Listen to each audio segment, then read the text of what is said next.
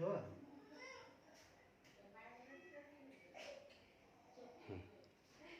Dear students, आज मैं आप लोगों को आधुनिक भारत का इतिहास पढ़ाने के लिए आया हूँ। बहुत से बच्चों ने मुझे कॉल करके बताया कि सर, आगामी समय में आने वाले टाइम में बहुत सारे कंपटीशन एग्जाम होने वाले हैं, जिसमें कि आधुनिक भारत का, मॉडर्न हिस्ट्री का कहीं ना कहीं वेटेज है एग्जाम में।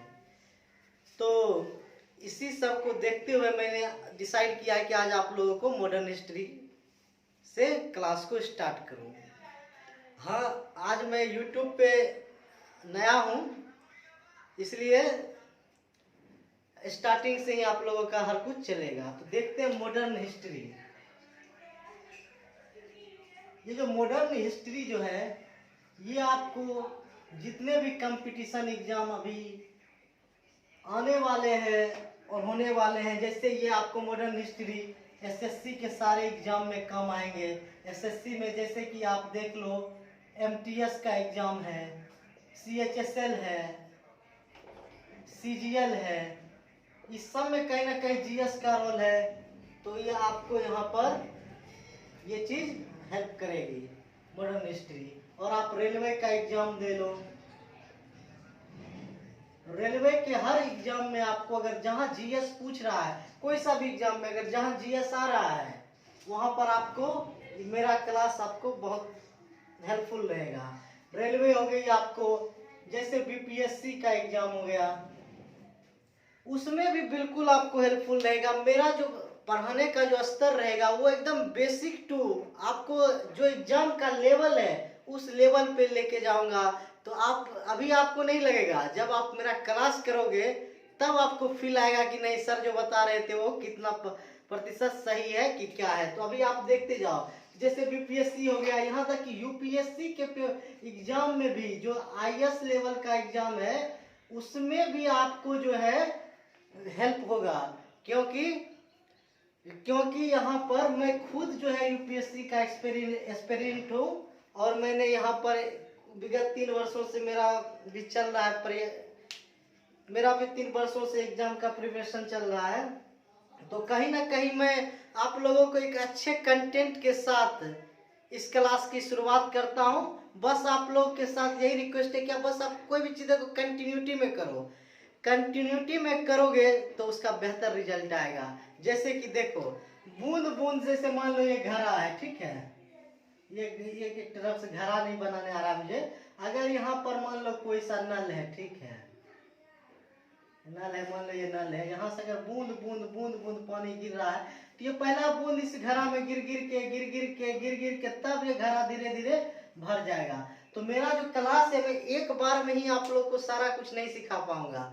जो भी चीज सिखाऊंगा एकदम बस आपको संयम से, स्थिरता के साथ और निरंतरता के साथ आपको उस चीज को ग्रहण करना है, और आपको बाकायदा उस चीज का बेनिफिट खुद ब खुद दिखेगा, और तब खुद ब खुद बताओगे कि नहीं सर आपका क्लास किया हुआ हमें काम आया है।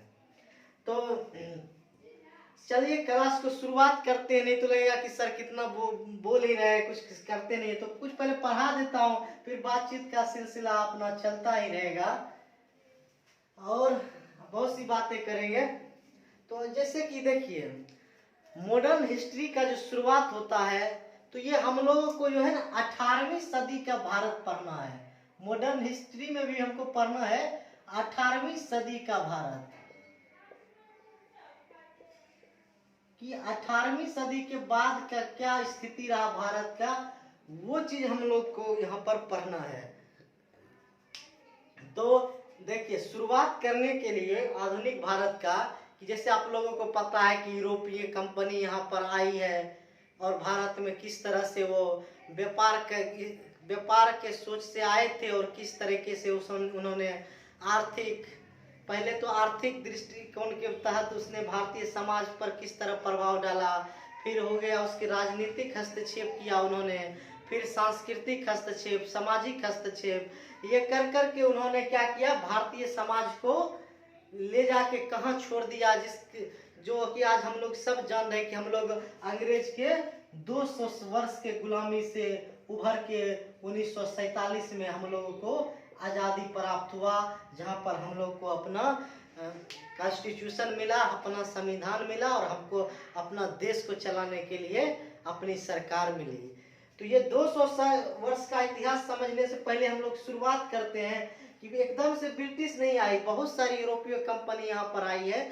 तो जो भी यूरोपीय कंपनी आई है, क्यों आई है, देखिए भारत आने का उनका क्या उद्देश्य था, पहले हम उस उद्देश्य को समझते हैं। देखिए आप लोग पूरा सीरियसली आप चीज़ों को सुनोगे, एंजॉय करोगे चीज़ों को, तो बाकायदा मैं गारंटी लेता हूँ कि अपने आप में बेटर फील करोगे जब मेरा क्लास खत्म होगा, कि आपको चीज़ें याद सी हो जाएगी, एकदम से याद हो जाएगी। फिर आप कोई सा भी बुक, रेफरेंस बुक लो, चाहे कहीं से भी क्वेश्चन बना के देखो, बाकायदा बनेगा वो क्वेश्चन।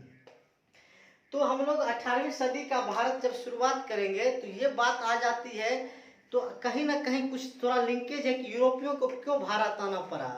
तो ये कुछ ना कुछ ये विश्व इतिहास से लिंक है, विश्व इतिहास से चीजें हमारा लिंक है। देखिए विश्व इतिहास में 18वीं सदी से वहां पर क्या होता है, पूर्व 18वीं सदी के पूर्व जो है वहां पर 15वीं शताब्दी के आसपास क्या होता है, यहाँ पर 15वीं शताब्दी के आसपास वहां पर क्या होता है कि एक घटना घट जाती है। जैसे कि यहाँ पर क्या होता है कि एक रोमन साम्राज्य था, रोमन साम्राज्य, रोमन साम्राज्य जो कि दो भागों में विभक्त था। एक था पश्चिमी रोमन साम्राज्य, पश्चिमी क्षेत्र, एक था पूर्वी रोमन साम्राज्य, पूर्वी। पश्चिमी का राजधानी था रोम और पूर्वी का था कुस्तुनतुनिया, कुस्तुनतुनिया। नाम थोड़ा सा लगेगा कि यार ये क्या नाम है, लेकिन बहुत लोग जान रहे होंगे कुस्तुनतुनिया के बारे में, क्योंकि हमारा आधार यही है। तो ये पूर्वी क्षेत्र की राजधानी है, कहाँ, रोमन साम्राज्य की। तो देखिए यहाँ कुस्तुनतुनिया पर क्या था कि ईसाई धर्म का यहाँ पर बोलबाला था, यहाँ पर उनके अनुयायी यहाँ पर ज्यादा थे, मतलब एक तरह से ईसाई धर्म यहाँ पर बसते थे। तो यहाँ पर क्या हुआ, ओटोमन तुर्कों द्वारा 1453 में क्या होता है कि यहाँ पर अटैक, ये ईसाई धर्म के साथ उनका संघर्ष होता है, और इस संघर्ष में, इस युद्ध में ओटोमन तुर्कों यहाँ पर विजय प्राप्त करता है। और जो विजय प्राप्त करने के बाद ये क्षेत्र जो हो जाता है यहाँ पर, ये इस्लाम का एक तरह से इस्लाम स्टेट हो जाता है। यहाँ पर इस्लामों का यहाँ पर वर्चस्व बन जाता है। तो हुआ क्या था कि भारत का, यूरोप का जो है ना, भारत के साथ पहले से ही व्यापारिक संबंध था, लेकिन ये व्यापारिक संबंध अब देखिए कैसे अवरुद्ध होगा। पहले से वहाँ व्यापार चल रहा था हर कुछ, लेकिन रास्ते ये भूमि के द्वारा वहाँ पर व्यापार होता था, वो लोग आते थे जाते थे। लेकिन यहाँ पर अब क्या हुआ कि यहाँ पर ओटोमन तुर्की जब आए, यहाँ पर उनका जब यहाँ पर क्षेत्र ये बन गया, तो वो क्या किए, जिस क्षेत्र से, जिस रास्ते से ये यूरोप के व्यापारी लोग भारत में आके व्यापार करते थे, वो रास्ते पर अब इनका कब्जा हो गया ओटोमन तुर्कों का। तब तुर्कों क्या करने लगे, ये जो भी उस रास्ते से व्यापारी जाते थे, उनको जबरदस्ती पकड़ के उसका धर्म परिवर्तन कर देते थे, और धर्म परिवर्तन करवा के उसको इस्लाम कबूल करवा देते थे। तो कहीं ना कहीं ये बहुत ही बेहतर स्तर पर होने लगा, बहुत ज्यादा होने लगा, अति होने लगा। तब जा व्यापारियों ने क्या किया कि उस रास्ते को जाना बंद कर दिया, और फिर जाके उन्होंने क्या किया, तो इसी क्रम में एक पुर्तगाल और स्पेन, इस दोनों ने क्या किया, यूरोपीय देशों ने इन्हें सोचा कि चलो ये रास्ता तब उनका हो गया है, तो हम करते हैं कोई वैकल्पिक मार्ग खोजा जाए। क्योंकि अब देखिए एशियाई क्षेत्रों के साथ यूरोपियों का एक अच्छा खासा व्यापार बहुत 15वीं शताब्दी से पहले से चला आ रहा था। तो कहीं ना कहीं व्यापारी घाटा था, व्यापारी परेशान थे कि वो अगर उत्पादन कर रहे हैं तो उसको बेचे कहाँ, अगर कोई भी चीज़ की ज़रूरत है कि वहाँ से मुनाफा, देखिए कोई व्यापार करता है मुनाफा के लिए, तो मुनाफा लाए तो कहाँ से लाए। तो इसमें जो है पुर्तगाल और स्पेन शुरुआत में दौर पर ये आगे बढ़ते हैं कि हम वैश्विक खोज करेंगे, वैश्विक मार्ग के द्वारा हम एशियाई देश में खोज करेंगे, मान लीजिए भारत का ही खोज करेंगे। तो इसके लिए यहाँ से ये लोग क्या करते हैं, वहाँ पर एक जो है कुस्तुनतिनिया में बताया था इस्लाम का वहाँ पर था, तो इस्लाम वर्ग के वहाँ के रोम जो के वहाँ के पोप जो थे, उस पोप से जो है पुर्तगाली और स्पेनिश ये दोनों क्या किए, वहाँ से आशीर्वाद लिए थे कि हम वैश्विक मार्ग के द्वारा जो है ना वैश्विक खोज के तहत हम लोग क्या करते हैं, कोई वैकल्पिक मार्ग हम खोजने के लिए हम लोग जा रहे हैं, तो उसके लिए हमें गुरु आशीर्वाद दीजिए। तो वो पोप जो है इनको आशीर्वाद दिया, ठीक है तुम बहुत अच्छा काम करने जा रहे हो, बिल्कुल मेरा आशीर्वाद तुम्हारे साथ है, जाओ इसमें आप सफल होके आओ, और जहां भी जाओ ना आप तो वहां पे क्या करो कि हमारा बस इतना करना कि ईसाई धर्म का आप वहां पर प्रचार करना और ईसाइयत लोगों में लाने का प्रयास करना, और जिससे क्या होगा कि ईसाई धर्म का पूरे वैश्विक स्तर पर प्रचार होगा और उसका क्या होगा, फॉलोवर्स बनेंगे। तो इनका आशीर्वाद लेके ये लोग चलना शुरू किए। तो एक जो है वास्को डी गामा, पुर्तगाल का क्या था, Vasco D gamma, Vasco D gamma, ये जो है 1498 के समय में ये समुद्री मार्ग को होते होते ये कहां पर पहुंच गया, समुद्री मार्ग एक होते होते यह भारत पहुंचता है, और इधर से एक और स्पेन के थ्रू यहाँ पर कोलंबस, नाम सुना होगा आपने, कोलंबस, कोलंबस कहाँ पहुंच जाता है, ये अमेरिका पहुंच जाता है, और जैसे ही अमेरिका ये पहुंचता है तो इसको लगता है कि नहीं हम भारत पहुंच गए हैं, लेकिन बाद में इसकी ये गलतफहमी दूर होती है कि नहीं, वो भारत की खोज करते करते वो अमेरिका पहुंच गया है। तो फिर अब हम देखते हैं कि जैसे ही पूरी वास्को डी गामा 1498 में ये कहाँ आता है, ये भारत के मालाबार तट पर आता है, भारत के मालाबार तट पर, भारत के मालाबार तट पर आया, जहां कोच जिसको कालीकट भी बोला जाता है, वहां पर कालीकट बंदरगाह पर। तो वहां पर जैसे ही उतरा ये वास्को डी गामा, तो इसके साथ और भी पुर्तगीज साथी थे, तो वहां पर इन लोगों को देख के वहां के लोगों में भय उत्पन्न हुआ कि यार ये कौन आ गया, तो पता चला ये भी व्यापारी है और ये यूरोप से आया है। तो वहां के व्यापारियों में थोड़ा सा एकदम गुस्सा आ गया कि ये क्या बात हुई, हमारे क्षेत्र में आ गए हैं तो हमारा कंपटीशन बढ़ेगा।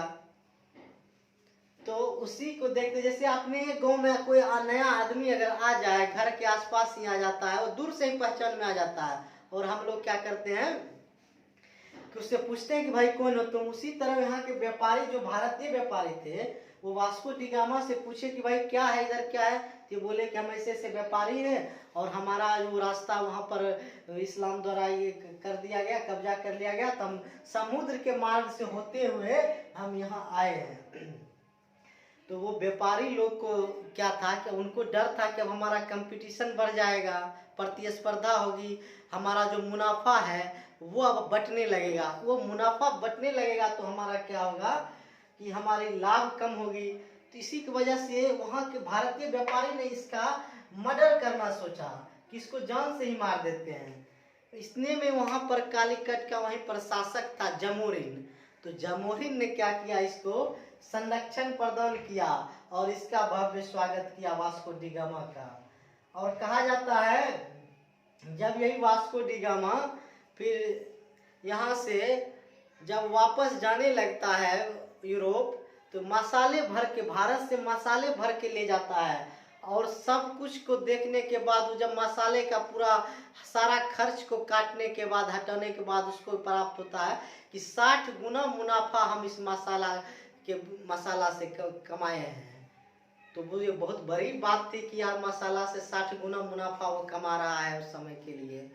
तो फिर जो है यहाँ पर जो है अब 1500 के दशक में, अब ये यहाँ से चला गया है, तो फिर 1500 के दशक में फिर से यहाँ पर दूसरे जो है पुर्तगाली यहाँ पर आएंगे, और फिर वहाँ पर आने के साथ साथ वो अपना यहाँ पर फैक्ट्री खोलना चाहेंगे, फैक्ट्री।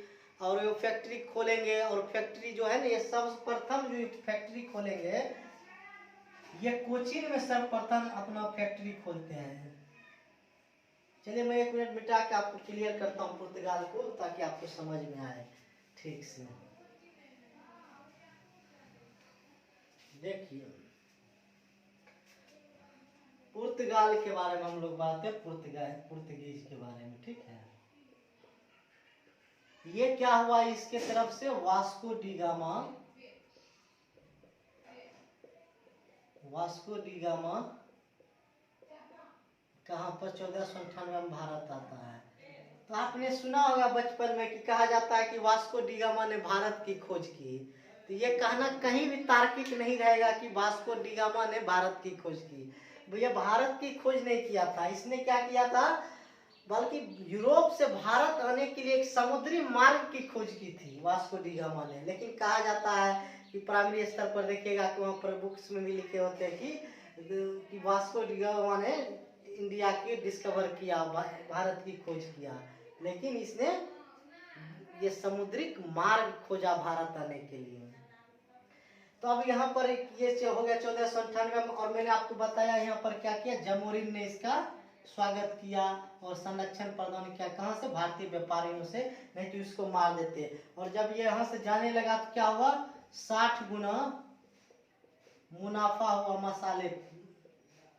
मुनाफा हुआ मसाले के व्यापार से। जैसा मैं लिख रहा हूँ आप भी शॉर्ट में लिखो, ताकि आपको मसाला के व्यापार से सारा खर्च जब ये काट दिया ना, तो इसको क्या हुआ, 60 गुना मुनाफा हुआ। तो फिर इसी सब को देखते हुए अब क्या हुआ कि अब दूसरे जो है और पुर्तगाली आना शुरू किए, और पुर्तगाली आके यहाँ पर अब क्या करेंगे, अपना फैक्ट्री स्थापित करेंगे। तो ये फैक्ट्री जो है ये कोचीन में सर्वप्रथम पुर्तगालियों ने अपना, कोचीन में सर्वप्रथम अपना फैक्ट्री स्थापित किया।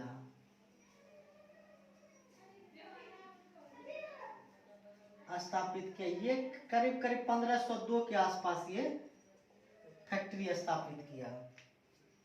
आप इसी तरह रखोगे दिमाग में तो आपको एक स्टोरी बना रहेगा और आपको याद भी रहेगा ये 1502 में। और इसी के दौरान इसने क्या किया, जब फैक्ट्री स्थापित हो गया तो अब इसको देखभाल भी तो कोई करने वाला होना चाहिए। तो इसी देखभाल के लिए किसने क्या किया, गवर्नर का पद यहाँ सृजित किया, गवर्नर का पद सृजित किया। और इस गवर्नर के पद से तो प्रथम गवर्नर जो यहाँ पर बना था उसका नाम था डी अल्मीडा। डी अल्मीडा था। और ये डी अल्मीडा क्या करता है यहाँ पर, जो ये देखिए, अब इसके बारे में हम डी अल्मीडा के बारे में आपको बताते हैं। ये प्रथम पुर्तगाली गवर्नर है अल्मीडा। ये 1502 से लेके 1509 तक यहाँ पर पदभार संभालता है डी अल्मीडा। तो डी अल्मीडा ही ने यहाँ पर ब्लू वाटर पॉलिसी लागू की थी, ब्लू वाटर पॉलिसी। इसको बोलते हैं नीली जल नीति। तो आपको पर देखिए, आप कोई भी छोटा, मैंने बोला था आपको, कोई सा भी स्टेट लेवल का एग्जाम हो कि रेलवे एसएससी, कोई सा भी एग्जाम है, आपका आधार यही है। ये क्वेश्चन डायरेक्ट पूछेगा, किस पुर्तगाली गवर्नर के कार्यकाल के दौरान नीली जल नीति लाई गई। तो अब आप जो मेरा क्लास कर लिया वो देख लेगा, समझ जाएगा, उसको याद ही हो जाएगा कि ये नीली जल नीति के तहत इसने नीली जल नीति जो है डी अल्मीडा ने लाया, प्रथम पुर्तगाली गवर्नर। ये क्या था यहाँ पर, प्रथम पुर्तगाली गवर्नर, प्रथम पुर्तगाली गवर्नर। और इसके बारे में कहा जाता है इसने हॉर्मुज पर भी अधिकार किया था, हॉर्मुज पर भी अधिकार किया था, हॉर्मुज पर अधिकार किया था, हॉर्मुज पर भी इसने अधिकार किया था। तो ये 1502 से 1509 तक रहा था। इसके बाद जो दूसरा जो गवर्नर आता है उसका नाम रहता है फ्रांसीसी डी अल्बुकर्क। तो आपको नाम रखिए सिर्फ याद, अल्बुकर्क। अल्बुकर्क ये क्या है, ये द्वितीय पुर्तगीज गवर्नर है जो भारत आया है। कहाँ आया, पुर्तगीज गवर्नर भारत आया है। और इसका कार्य 1509 से लेकर 1515 तक रहता है। अब देखिए पहला वाला तो आपको याद होगा कि पहला गवर्नर क्या किया था, ब्लू वाटर पॉलिसी लागू किया था और हॉर्मुज पर अधिकार किया था। अब आप देखिएगा यहाँ पर अल्बुकर्क। अब अभी अगर आपको हॉर्मुज पर अधिकारी नहीं समझ में आ रहा तो इसके पीछे एक स्टोरी है, मैं ये स्टोरी अभी बोलूंगा तो बहुत ज्यादा हो जाएगा, क्योंकि अभी आपने और कुछ नहीं पढ़ा है, तो इसलिए मैं अभी इसको रहने देता हूँ। मैं अल्बुकर्क के बारे में बता रहा हूँ कि द्वितीय गवर्नर 1509 से 1515 तक रहता है। और इसने क्या किया, इसको जो है ना पुर्तगीज का वास्तविक संस्थापक इसको कहा जाता है। वास्तविक संस्थापक, पुर्तगीज शक्ति का वास्तविक संस्थापक इसको बोला गया है कि यही है। कौन है, अल्बुकर्क। पहला हो गया हमारा डी अल्मीडा, दूसरा है अल्बुकर्क। और इसने क्या किया था, इसने बीजापुर से गोवा को जीता है। अल्बुकर्क ही ऐसा है जिसने क्या किया, बीजापुर से गोवा को जीता है। और इसने क्या किया, भारतीयों का संवेदन लेने के लिए इसने क्या किया, भारतीय स्त्री के साथ पुर्तगाली पुरुषों का विवाह के लिए नीति चलाया। देखिए कैसे, ताकि इससे क्या हो कि भारतीयों के मन में ये चीज उत्पन्न हो कि हमको कहीं ना कहीं क्या बोलते हैं कि ये अपना समझे, अपने परिवार जैसा समझे, अपने समाज का समझे। इसलिए इन्होंने भारतीय स्त्रियों के साथ विवाह का नीति चलाया। किसका, पुर्तगालियों का। तो ये भी क्वेश्चन बहुत इंपॉर्टेंट है। भारतीय स्त्री, ये परीक्षा में पूछ देगा आपको, भारतीय स्त्री के साथ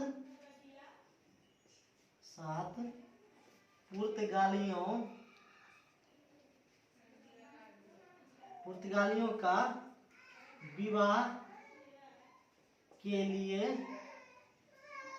नीति चलाया।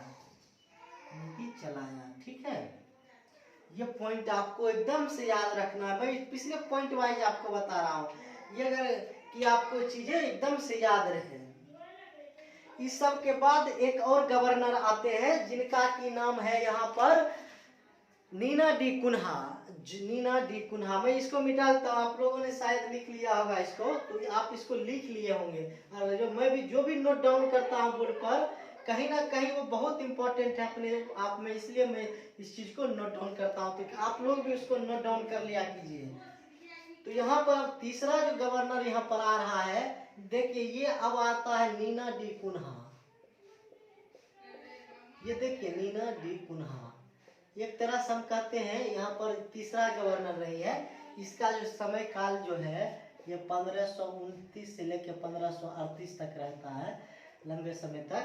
तो एक्चुअली क्या हुआ कि इसके बीच जो है अल्बुकर्क के बाद जो है और भी गवर्नर आए, लेकिन उनके समय में वैसा कुछ घटना नहीं हुआ जिसको कि हम लोगों को एग्जाम पॉइंट ऑफ व्यू से इम्पोर्टेंट हो, इसलिए हम लोग उसको छोड़ देते हैं। और जो हमारे लिए, देखिए हमारा पढ़ने का उद्देश्य क्या होना चाहिए, ये नहीं कि हम ज्ञान के लिए पढ़े, ज्ञान के लिए पढ़िए बिल्कुल, लेकिन आपको करना क्या, कंपटीशन फाइट करना, एग्जाम पास करना। तो इतना चीज पढ़िए जो कि आपको एग्जाम में काम आ जाए। तो यहाँ पर आप क्या हुआ, नीना डी कुन्हा 1529 में इसने क्या किया, ये जो यहाँ पर मैंने पॉइंट नहीं लिखा था, सॉरी, यहाँ पर क्या किया था, बीजापुर से गोवा को जीता था अल्बुकर्क। बीजापुर से, मैं बोल दिया था लेकिन लिखा नहीं था, बीजापुर से गोवा को जीता था, गोवा जीता। ये क्या किया, अल्बुकर्क ने बीजापुर से गोवा को जीता। अब जैसे ही गोवा को जीता तो नीना डी कुन्हा क्या करेगा, अब अपना राजधानी जो है ना पुर्तगालियों का, ये अब क्या करेगा, कोची से अब क्या करेगा, सीधा ये अपना गोवा शिफ्ट कर देगा। तो ये अपना क्या किया, गोवा शिफ्ट कर दिया। मीना डी कुन्हा, ये चीज इसके लिए हम लोग इसको रखते हैं कि याद। और इसके बारे में एक और कहा जाता है कि बहादुर शाह जो है उसके साथ इसकी हाथापाई हुई, तो उतना इम्पोर्टेंट, लेकिन आपको ये याद रखना है कि बीजापुर से गोवा अल्बुकर्क ने जीता था और इसने क्या किया, उसको गोवा को राजधानी बना दिया। ये चीजें हो जाने के बाद अब हम लोग को जो है यहाँ पर थोड़ा सा अब हम लोग आगे बढ़ेंगे। ये गवर्नर के बारे में हम लोगों ने जान गया कि पुर्तगाली गवर्नर यहाँ पर आए और किस तरीके से इन्होंने अपनी क्या नीतियां चलाई और इस तरीके से इन्होंने किया। और भी कहा जाता है कि पुर्तगालियों की और भी बहुत सारी नीतियां रही है। उस नीतियां में अगर हम तो देखते हैं नीतियां, इसको मैं रब कर देता हूँ, ये अल्बुकर्क का है, ये आप लोगों के लिए ठीक रहेगा समझने के लिए। आपको लास्ट में आप फील करोगे कि आपको कहीं ना कहीं बहुत बेनिफिट हुआ है, चीजें याद सी हो गई है। और यही चीज पूछेंगे एग्जाम में, और क्या पूछेंगे, पुर्तगीज ने क्या किया, यहाँ पर निम्नलिखित नीतियां भी अपनाई। पुर्तगीज द्वारा चलाई गई नीतियां, विभिन्न नीतियां। देखिए अब मैं आपको थोड़ा सा और इतिहास के अंदर ले जा रहा हूँ पुर्तगालियों के। इसमें जो है आपको अब क्या करना है, देखिए ये क्या किया, पुर्तगीज जो है यहाँ पर यहाँ पर पहले देखिए, पुर्तगीज यहाँ पर व्यापार करने के उद्देश्य से आया और व्यापार कर भी रहा था। तो अचानक से इसका अब जो है ना ध्यान कहाँ पर जाने लगा, व्यापार से। अब देखिए समुद्र के मार्ग से आया था वास्को डी गामा खोजते हुए, तब इस समुद्र पर अपना नियंत्रण करने के लिए सोचा। वहां पर क्या था, समुद्र पहले क्या था, समुद्र खुला था, कोई भी आदमी आके यहाँ पर पूर्वी क्षेत्रों में व्यापार कर सकता था। लेकिन इसने क्या किया, समुद्र पर नियंत्रण करने के लिए इसने एक कार्टेज आर्मेडा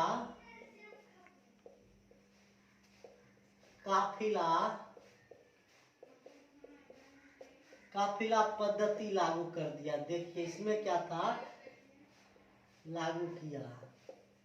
पहले ये चीज क्या था, समुद्र के मार्ग के थ्रू कोई भी आ सकता था, लेकिन उस समय देखिए ये क्यों किया समुद्र में ये लागू। तो देखिए उस समय क्या था कि पुर्तगालियों का जो नौसैनिक शक्ति थी ना कहीं बेहतर मजबूत स्थिति में थी नौसैनिक शक्ति, इसलिए सोचा हम अपना नौसैनिक शक्ति का जो है उपयोग करें। और उस नौसैनिक शक्ति का उपयोग करने के क्रम में इसने क्या किया, समुद्र में ही एक कार्टेज आर्मेडा काफिला लागू कर दिया। तो आप बोलोगे सर बताइए कि है क्या कार्टेज आर्मेडा, बिल्कुल बताएंगे।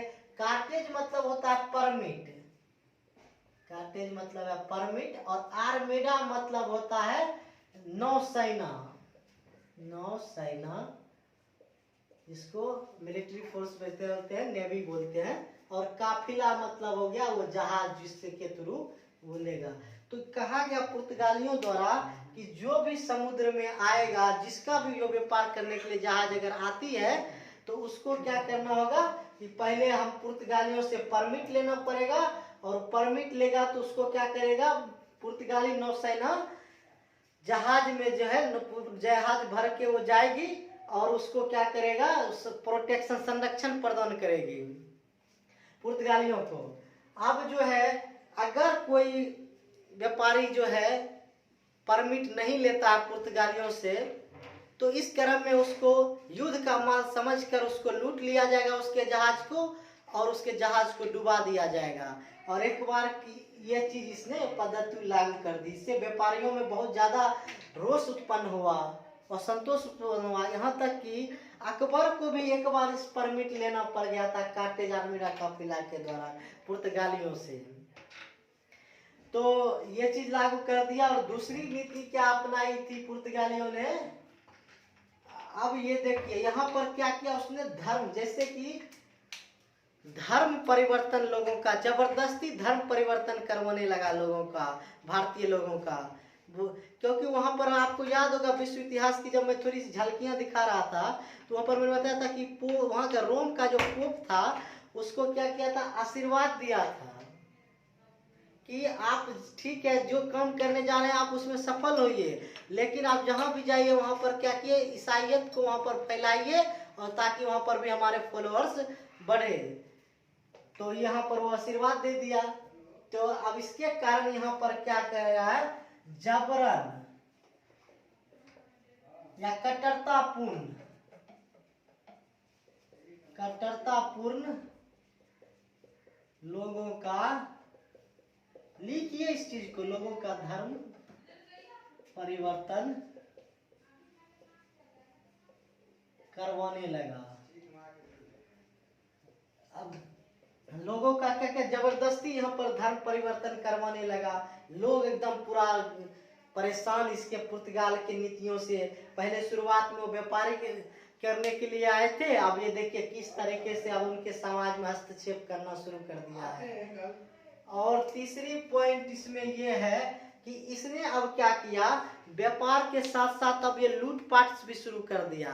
समुद्र में जो है ना अब ये लूटपाट शुरू कर दिया। देखिए अब व्यापार से इसका मन कितना लाभ उठाने के लिए वो मेहनत नहीं करना चाह रहा व्यापार के थ्रू, अब ये सीधा लूटपाट पर उतर गया। इसमें बोलेंगे कि समुद्र में लूटपाट शुरू कर दिया, लूटपाट शुरू कर दिया। ये पॉइंट आपको याद रखना पड़ेगा। और इसने जो है भारत से लेकर इंडोनेशिया तक अपना एक विशाल साम्राज्य बनाया, जिसका नाम दिया state of the India. Bharat से इंडोनेशिया तक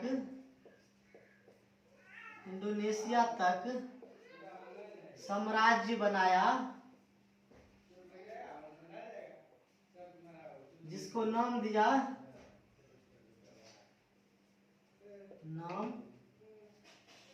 एस्टाडो द इंडिया बोला, एस्टाडो द इंडिया कहा।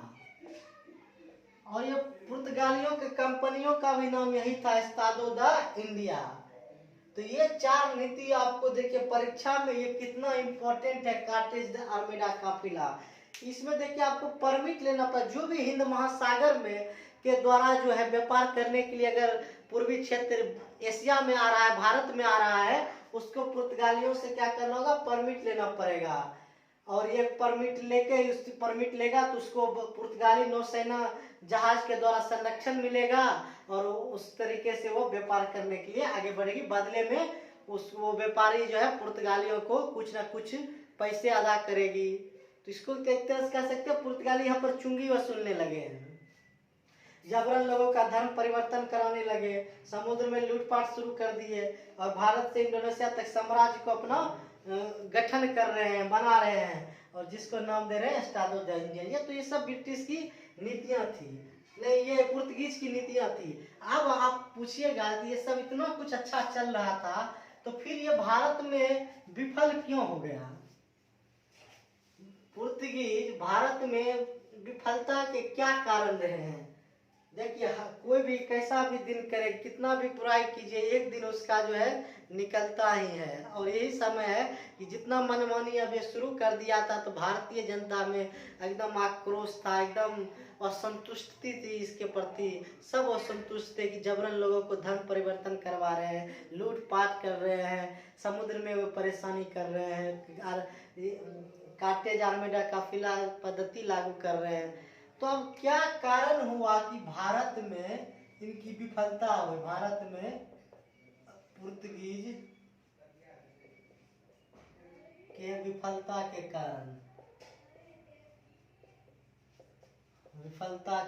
कारण देखिए क्या कारण रहा था, जबकि इतना अच्छा कुछ इनका समय घट रहा था इनके दृष्टिकोण से। तो आखिर क्या हुआ जो ये यहाँ पर नहीं टिक पाए। तो पहला पॉइंट ये था कि पुर्तगाल जो था वह छोटा राज्य था, और छोटा राज्य होने के कारण इसके पास जो संसाधन थी वह अपेक्षाकृत थी, लिमिटेड रिसोर्स था इनके पास। तो आप पहला पॉइंट आप लिख दीजिएगा ये चीज। और दूसरी बात ये हो गई कि यहाँ पर जो था कुलीन वर्ग था। पुर्तगाल में क्या था, कुलीन वर्ग था। कुलीन वर्ग रहने के कारण तो यहाँ का जो व्यापारी वर्ग था वो कहीं ना कहीं वो कुलीन वर्ग के हित के अंदर में रहते थे। तो कुलीन का हित से उनका फैसला जुड़ा हुआ था वहाँ के व्यापारियों का। अगर कोई वो भी व्यापार से रिलेटेड कुछ भी वो करेंगे तो कुलीन वर्ग से निर्णय निश्चय करेंगे। और तीसरी पॉइंट आपको हो गई कि ये सब पॉइंट मैं आपको बता रहा हूँ कि आपको जो आप बोलिएगा कि सर आपने सिर्फ ऑब्जेक्टिव टाइप पढ़ाया, नहीं, ये आप उठा के देख लो कहीं भी बड़े बड़े एग्जाम में, बीपीएससी हो गया, यूपीएससी हो गया, इससे बेहतर बड़ा क्या होगा। आप वहाँ पर आप देखिए तो ये चीज़ आपको मदद करेगा। वहाँ पर डायरेक्ट क्वेश्चन पूछता है, वहाँ पर फैक्चुअल क्वेश्चन अब बीपीएससी ने भी पूछना कम कर दिया और यूपीएससी तो पूछता ही नहीं है डेट, ईस्वी, तारीख। वो तो पूछता क्या है, यही सब चीज़ पूछता है। डेट तारीख वाला समय अब धीरे धीरे बड़े बड़े एग्जाम से निकल रहा है और छोटे एग्जामों में भी वो चीज़ खत्म हो रही है। तो इस चीज़ को आपको समझना पड़ेगा कि पढ़ाई देखिए एक बार होता है और एग्जाम आपका मर्जी है कि जब तैयारी है तो देते रहिए और अपना रिजल्ट लेके अपने जगह पे चले जाइए मनोनुकूल। तो इसीलिए तो इसका क्या हुआ, तो मैं पॉइंट लिखवा देता हूँ ताकि आपको याद रहे। पुर्तगाल क्या था, पुर्तगाल छोटा राज्य था, इसलिए इसके संसाधन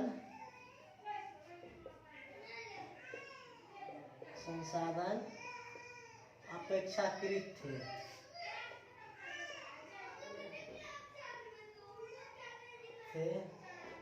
क्या कम थे। दूसरा यहाँ पर क्या था, कुलीन वर्ग मौजूद थे, कुलीन वर्ग मौजूद थे,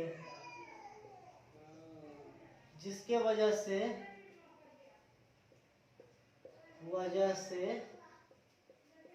व्यापारियों का, पुर्तगाली व्यापारियों का हित इनके फैसले पर था, फैसले में निहित था। और तीसरा पॉइंट जो यहाँ पर आपको होगा, देखिए यहाँ पर और मैं एक कहानी सुनाता हूँ आप लोगों को बता।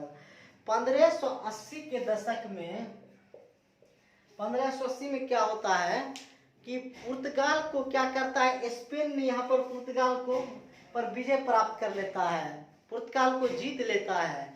तो अब पुर्तगाल को 1580 में स्पेन ने जीत लिया, तो अब स्पेन की स्वतंत्रता के पर ही अब क्या होगा, पुर्तगाल का स्वतंत्रता डिपेंड करने लगा है, निर्भर करने लगा है।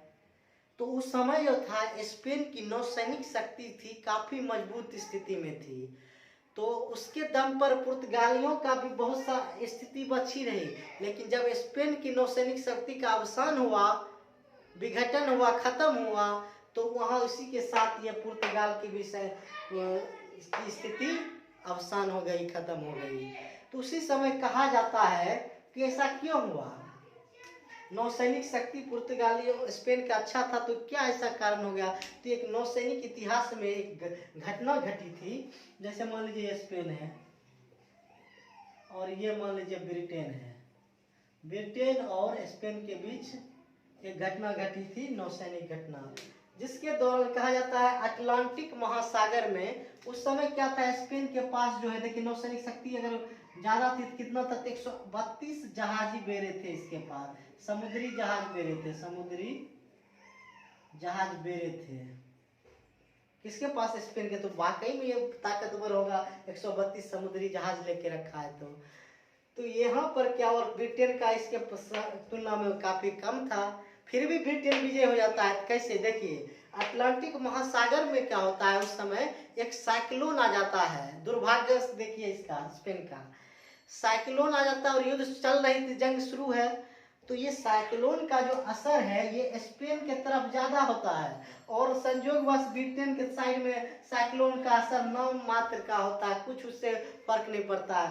तो इस साइक्लोन आने की वजह से जो 132 जहाज थे ये तितर बितर हो गए, बहुत दूर दूर बिखर गए, कहाँ गए पता ही नहीं चले। नौसैनिक की तरह से समझिए इसका किधर फंस गए पता नहीं चला, जिस वजह से परिस्थितियों का फायदा उठा के ब्रिटेन ने स्पेन को उस समय पराजित कर दिया और पूरे विश्व में ब्रिटेन का नौसैनिक शक्तिशाली नौसैनिक शक्ति के रूप में उभर कर सामने आया।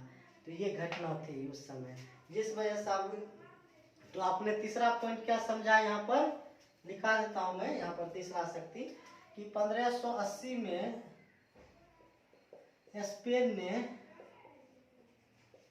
ने क्या किया, पुर्तगाल को जीता।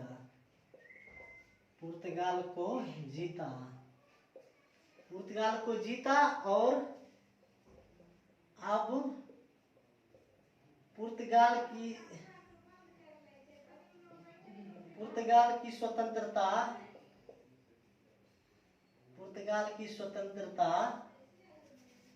स्पेन की स्वतंत्रता पर निर्भर करने लगी। स्पेन की स्वतंत्रता पर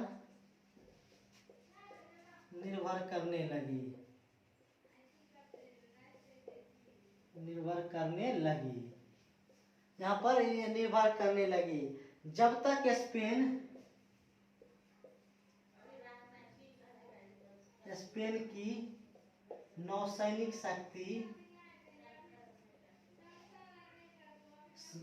शक्ति मजबूत रही तब तक पुर्तगालियों की स्थिति भी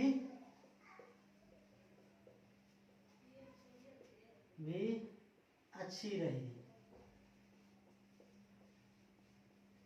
किंतु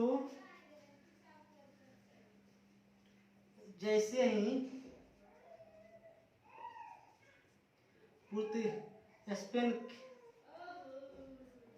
स्पेन की नौसैनिक शक्ति का विघटन हुआ, मैं सब समझा दिया आपको, बस वही लिख रहा हूं। नौसैनिक शक्ति का विघटन हुआ या फिर लिख सकते हैं अवसान हुआ, पुर्तगीज का भी अवसान हुआ।